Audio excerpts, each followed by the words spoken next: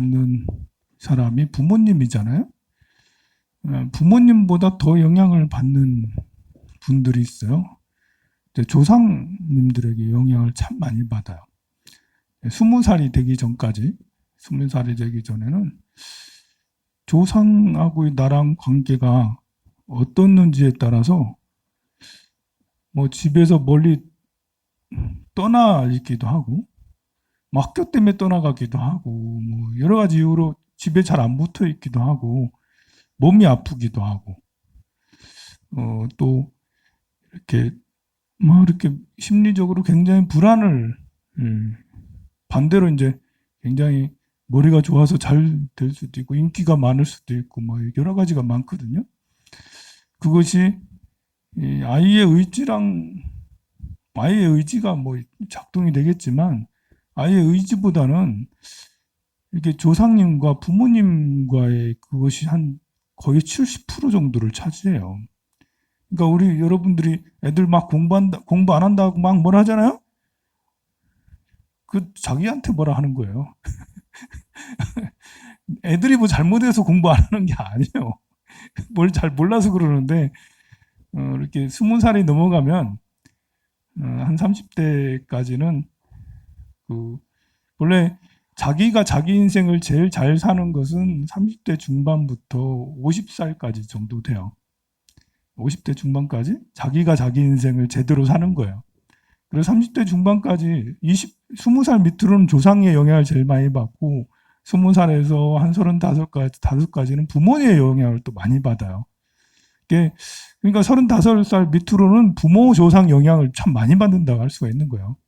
아들이 취직 못한다고 뭐라고 막 그렇게 너 왜 게임밖에 안 하니? 막 그렇게 다 자기한테 뭐라 하는 거예요. 자기가 뭘 잘못했는지는 다들 몰라요. 왜냐하면 이 사람 살아간다는 게 내가 뭘 잘해서 부자가 됐지? 뭘 잘못해서 가난하지? 이게 잘 판가름이 안 돼요. 이게 보면 스스로 자기가 잘 몰라. 내가 뭘 잘해서 인격이 좋은 인격을 가졌지? 내가 이렇게 뭘 잘못해가지고 인격이 맨날 화내고 짜증만 내고 사람 괴롭히는 사람이 됐지?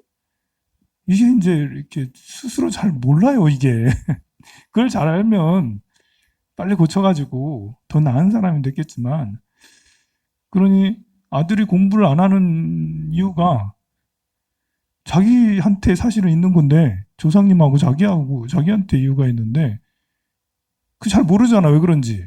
모르니까 그 아들 네가 잘못해가지고 공부 안 하는 거잖아 하고 자꾸 막 혼내는데, 이렇게 혼내가지고 아들이 공부 잘할 것 같으면 나는 정말 공부 잘했다. 혼내가지고 공부 잘할 것 같으면 공부 정말 잘하죠. 그러면 어떻게 하면 자식들이 탄탄하게 자라고 나중에 좋은 직업을 갖게 되냐? 야, 이거는요, 내 인생을 살아가는 것만큼 쉽지가 않은 거죠. 내 인생을 살아가는 것도 내가 답을 알면 내가 부자 되고 내가 좋은 인격을 갖고 얼마나 좋겠어요. 근데 그걸 잘 모르니까 스스로 계속 노력을 해야죠. 내가 나의 삶에 대해서 계속 나는 어떻게 살아가는 게 잘 사는 걸까? 어떻게 내가 돈을 벌고 싶다면 어떻게 돈을 벌고 더 나을까? 내가 좋은 인격을 갖고 싶으려면 어떻게 하면 좋은 인격을 가질까? 내 스스로가 굉장히 노력을 해야지. 그래야지 이제 이렇게 돈도 잘 벌 수 있고, 명예도 괜찮을 수 있고, 노력이 없으면 안 되잖아요. 그리고 시행착오를 많이 겪어야 돼. 한 방에 팍팍팍팍팍 잘 되는 그런 경우는 정말 그 100명이 한두 명 있을까 말까 한 거고요. 내가 그 100명 중에 한 명에 들어갈 거란 요행은 안 갖는 게 좋아요. 그래서 내 문제를 내가 스스로 찾아가면서 노력을 해야 되는 것처럼 사실 자식의 문제도 그런 거예요. 우리는 네가 잘못해, 네가 공부를 안 하니까, 네가 그렇게 게임을 하니까, 네가 뭘 안 그렇게 놀러 다니고 친구밖에 모르니까 이렇게 얘기를 하지만 사실은 내가 내 인생을 찾아가야 되는 것처럼 아들, 딸과도 계속 씨름을 해야 되는 거예요. 그냥 네가 알아서 살아 이렇게 할 수도 있지만 그러면 복이 많은 사람이나 그렇게 하면 되죠. 예, 조상 복이 많고 그냥 부모 복이 많은 사람은 아들 복도 많아. 근데 그것도 요행이라 이제 100명 중에 한두 명 있을까 말까예요. 내 아들이 어, 소문에 들리는 사람처럼 그렇게 잘 될 거라는 거는 100명이 한두 명밖에 안 되거든요. 대부분의 100명에 80명, 90명은 다들 고생해요. 이렇게 지금 노량진에서 그 공무원 시험 준비한다는 애들이 20만 명, 30만 명이라잖아. 그 중에 겨우 해봐야 1만 명, 2만 명이 이렇게 합격을 하는데, 그럼 거기서 어떤 애들은 5년 동안 있기도 하고, 10년 동안 있기도 하고, 뭐 그 한 번 빠진 수렁에서 빠져나오지 못해가지고 뭘 어떻게 못하는 젊은이들도 참 많아요. 그래서 그런 아이들이 정말 청년들이 많은 것은 사실 우리 성인들의 문제죠. 엄마 아빠들이 그래도 우리 어렸을 때는 꿈이 과학자고 대통령이고 좀 뭔가 창조적이고 새로운 것들을 하려고 하는 그런 것이 있었는데 지금은 그냥 무조건 직업이 공무원 아니면 의사 아니면 판사 아니면 이렇게 정해져 있는 그것만 하려고 하고 있잖아요. 그만큼 경직돼 있는 거예요, 사회가. 경직돼 있으면 자유로운 사고를 가져야 될 청년들은 사고의 날개를 펴지 못하고 틀에 박힌 것에만 이렇게 있어야 되니까 굉장히 스트레스를 받죠. 우리는 살면서 이렇게 큰 스트레스를, 지금 청년들만큼 큰 스트레스를 받지는 않았어요. 80년대, 90년대는 이상하게도 제일 행복한 시기였어요. 여러분들은 제일 행복한 시기에 젊은 청년 시대를 살았던 거예요. 지금은 일부만 이제 밝고 대부분의 청년들은 굉장히 어두운 힘든 시기를 겪고 있죠. 그것을 청년들 너희들 문제야 라고 할 게 아니라 우리 어른들은 아까 말한 것처럼 조상님하고 부모의 문제가 사실은 굉장히 커요. 그럼 어떻게 해야지 아이들 앞길을 열어줄까? 기도밖에 더 있나? 뭐 기도를 통해서 또 봉사를 통해서 이 기도하고 이렇게 봉사는 공을 들이는 거거든요. 공을 들여서 없던 복을 더 쌓아주는 건데요. 그것과 더불어서 반드시 해야 될 게 있어요. 반드시 해야 될 게 원한을 전해주면 안 돼요. 원한을. 내 마음속에 들어있는 원한, 우울, 울분, 답답함 뭐 이런 거 있잖아요. 그런 것을 유전을 시켜주면 안 돼요. 그건 내 대에서 끊어야 되거든요. 그러니까 공을 들여서 공을 열심히 뭐 기도를 해주고 봉사도 해주고 뭐 이렇게 기와도 써주고 맨날 이렇게 하는 건 굉장히 좋은 거지만 더 중요한 것은 내 마음속에 한을 물려줘서는 안 되는 거죠. 그래서 부처님의 가르침을 반드시 잘 이해를 해야 돼요. 우리가 어떤 마음으로 살아가야 될까? 이랬을 때 사서법과 사무량심을 늘 부처님께서 말씀하셨거든요. 이것이 내 업장을 소멸하고 내 운을 개운시키는 거예요. 사무량심은 조건 없는 사랑이죠. 조건 없는 사랑. 아이한테 조건 없는 사랑을, 무한한 사랑은 말과 행동으로 표시가 돼야 되는 거죠. 마음으로 사랑하는 거는 몰라요. 저는 여러분들을 정말 정말 사랑하거든요. 근데 여러분들이 전혀 스님한테 사랑받는다는 생각을 전혀 안 받죠. 말과 행동을 안 하니까 그래요. 제가 여러분들한테 사랑한다고 안 하잖아요. 근데 사람들은 자기 생각 텔레파시가 잘 통하는 게 아니기 때문에 말로 전해주고 행동으로 뽀뽀를 자꾸 해주고 그렇게 해야지 사랑하는 줄 알아요. 그러니 완성된 사랑, 찌그러진 사랑이 아니라 정말 순수한 사랑을 전해주려고. 근데 스스로가 순수한 사랑을 알아야 되잖아. 내가 스스로가 순수한 사랑이 뭔 줄 알아요. 그래서 공부가 필요한 거예요. 정말 아이에게 전해주는 순수한 사랑이랄 게 뭘까? 조건 없는 사랑이란 게 뭘까? 늘 아이한테 말과 행동을 하면서 내가 핸드폰 사줬으니까 점수를 150점 올려야지. 이렇게 생각하면 이것은 조건 있는 사랑이잖아요. 내가 너를 이만큼 사랑해줬으니까 너도 나에게 잘해줘야지. 이런 것도 역시 조건 있는 사랑이잖아요. 역시 어떻게 아이를 사랑해줄 건가라는 것도 끝없이 고민을 해야 되는 거죠. 그리고 이제 연민이 여기는 것이 그 다음으로 필요하죠. 조건 없는 사랑, 그리고 불쌍히 여기는 거. 불쌍히 여기는 것은 인류의 발전에 굉장히 꼭 필요한, 개인의 발전에도 필요하지만 더 지혜롭지 못해서 안타까워. 더 행복하지 못해서 안타까워. 사랑하니까 기뻐 이런 거거든요. 근데 더 하지 못해서 안타까워. 네가 아프니까 나도 아파. 네가 힘드니까 나도 힘들어. 이렇게 하면서 사람의 감성이 풍부하게 해주는 것은 불쌍히 여기는 연민심이에요. 그런 연민심을 잘 개발을 해서 나도 그런 연민심을 갖고 자식에게도 역시 전해주게 되고, 그리고 함께 기뻐하는 거예요. 그건 이 세상을 살면서 오히려 더 중요할 수 있죠. 정말 재미있어야 되는 거죠. 재미가 있어야 돼. 같이 밥을 먹어도 재밌게 밥을 먹어야 되고요. 같이 차를 타고 어딜 가더라도 차를 타고 어디 가는데 심각하게 너 공부 안 해? 놀기만 하고 그래도 되겠어? 이렇게 괜히 위화감 조성하지 말고 차를 타고 어디 가면 우리 서로 행복해지자 이러면서 행복하려고 노력하는 이런 거. 행복하려면 이제 사실은 행복하려면 남을 돕는 일을 해야지 행복감이 더 커져요. 아이랑 뭐 절에 왔으면 부처님한테 삼배 드려야지 같이 절하자 이렇게 하면서 무겁게 할 게 아니고요. 부처님한테 절에 왔으면 부처님한테 절해야지 삼배하자 삼배 이렇게 아니라 우리 삼배해야지 절했으니까 기도해야지 절해서 스님한테 인사해야지 이러면서 있잖아요.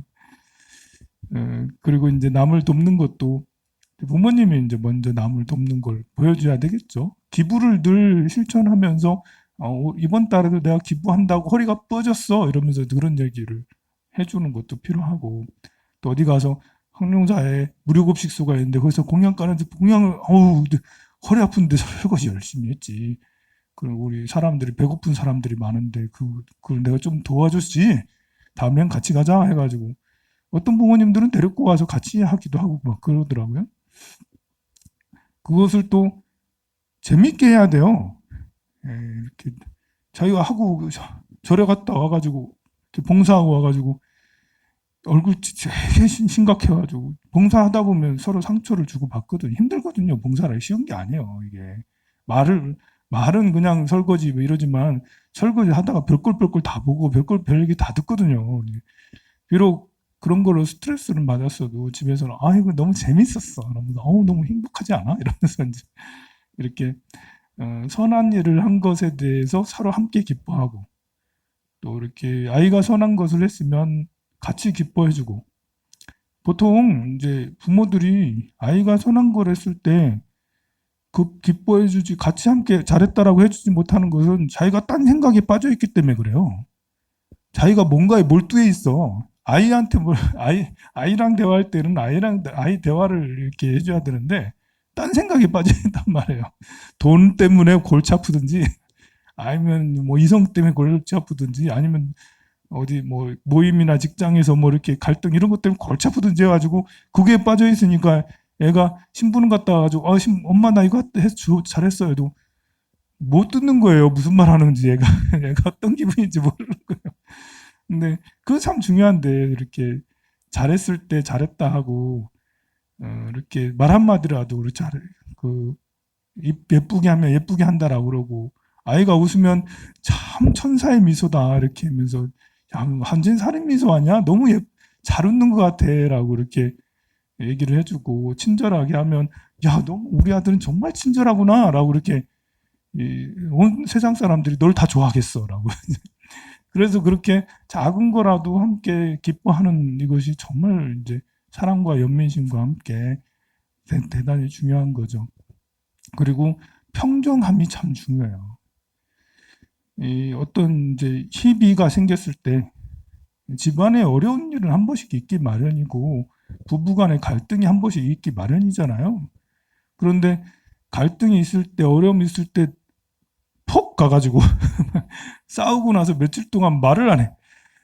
그 굉장히 안 좋은 거거든요. 그게 그대로 전해지거든요. 싸울 수는 있는 거야, 그지? 그러면서 그 다음 날은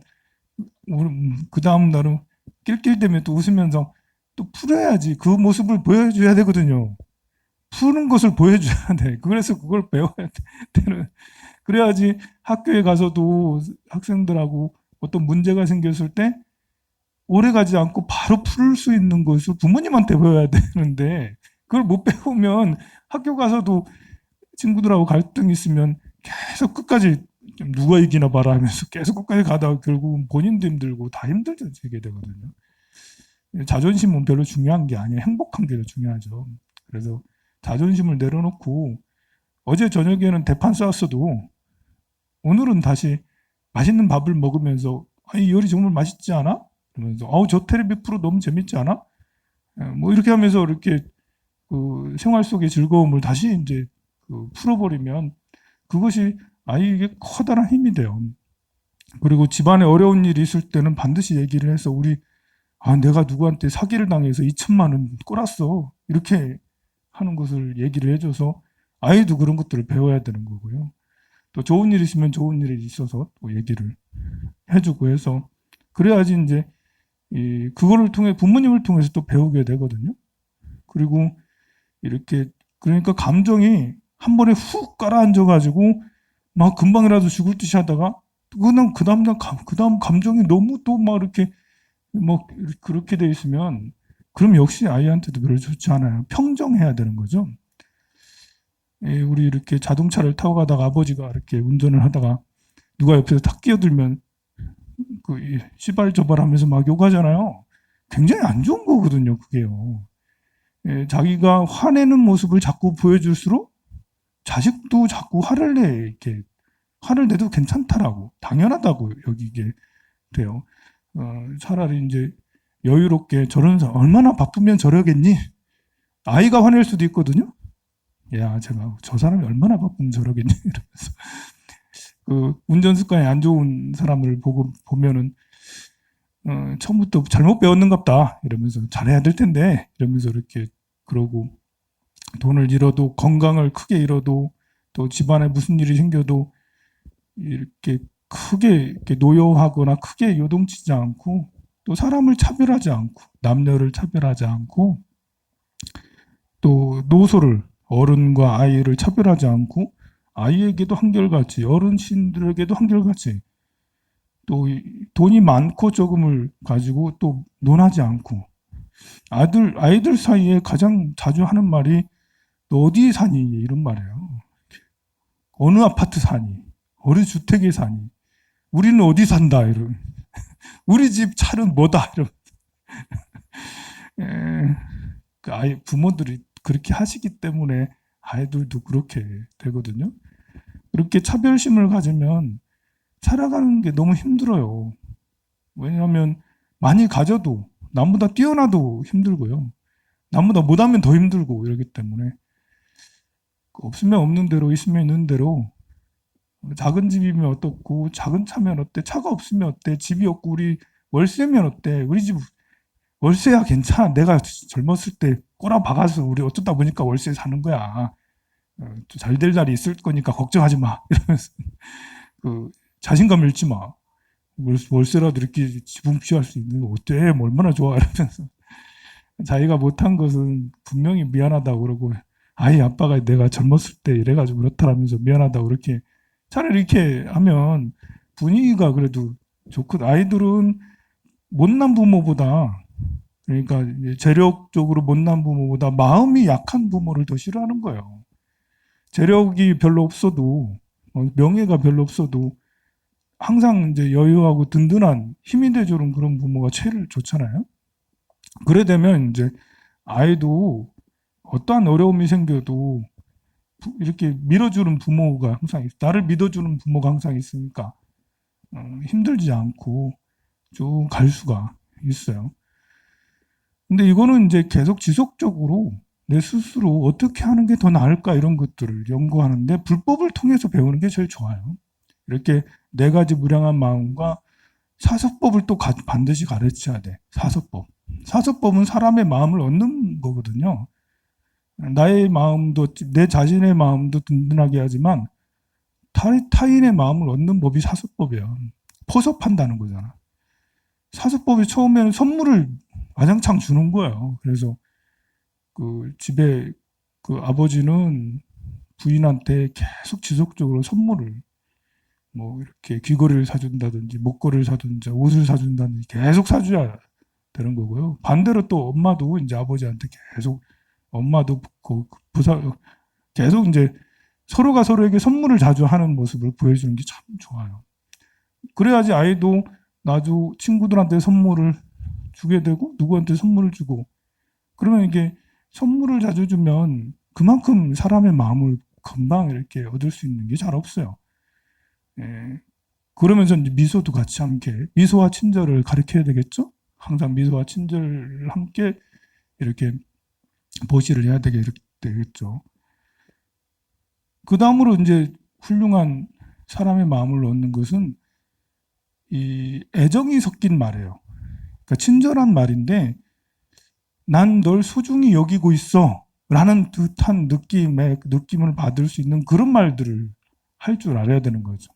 아이도 엄마가 나를 정말 아빠가 나를 정말 아껴주는구나 이런 느낌의 그런 말들이 에어라고 그래요. 에어. 사랑의 말 이런 말들을 해줘야지 그게 이제 이렇게 그것도 배워서 다른 사람들한테 나중에 성장하면 왜 그 무역을 할 수도 있고 또 회사에 들어가서 뭐 할 수도 있고 계중을 뭐 할 수도 있고 한데 말이라는 게 얼마나 중요한지 여러분들 다 깨닫잖아요.